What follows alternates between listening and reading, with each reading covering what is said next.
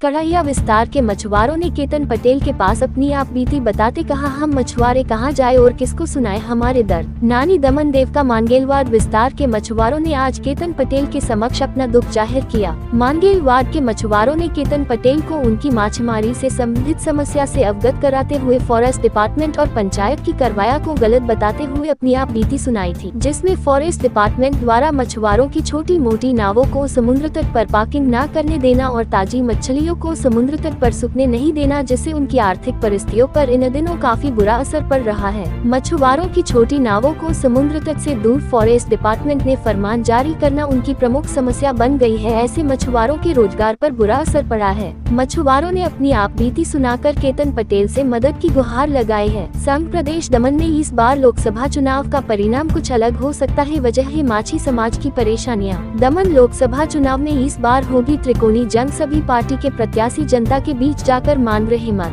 जनता को क्या परेशानी है और जनता किससे खुश है और किससे नाराज है, तो आने वाले चुनाव के परिणाम से पता चलेगा। परंतु आज जब केतन पटेल जनता के बीच गया तो जनता रो रो कर अपने दुखड़े सुनाए तो कहीं अपने गुस्से को दिखाया। दमन से दीपक मानगेला की रिपोर्ट।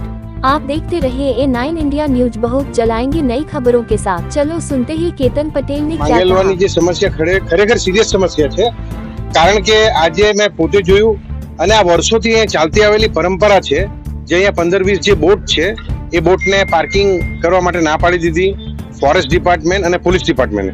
હવે આ પૂછવાનો વિષય છે અને આ સવાલ કરવાનો વિષય છે, કારણ કે ઘણા વર્ષોથી બાપ દાદાઓના વર્ષોથી આ બોટ અહીંયા પાર્કિંગ કરે અને પાર્કિંગ કરતા અહીંયા જે માંગેલવાડના આપણા પરિવાર છે એવો અહીંયા ફિશિંગનો જે વ્યવસાય કરે છે, સાથે સાથે નેટ એટલે ઝાડ બનાવવાનું બી કાર્ય એ લોકો કરે।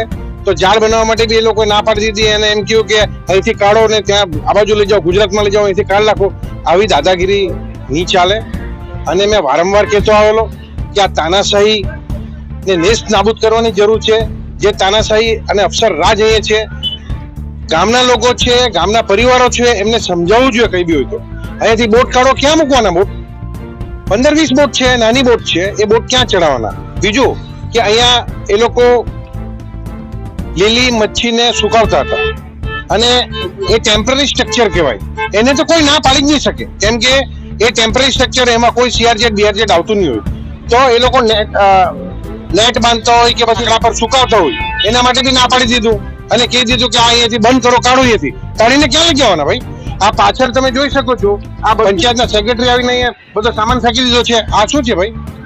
બીજું કે આ બધો કાર્ય દમણના સાંસદનો હોય છે, એ લોકો વારંવાર રજૂઆત કરી છે સાંસદને કે થઈ જશે।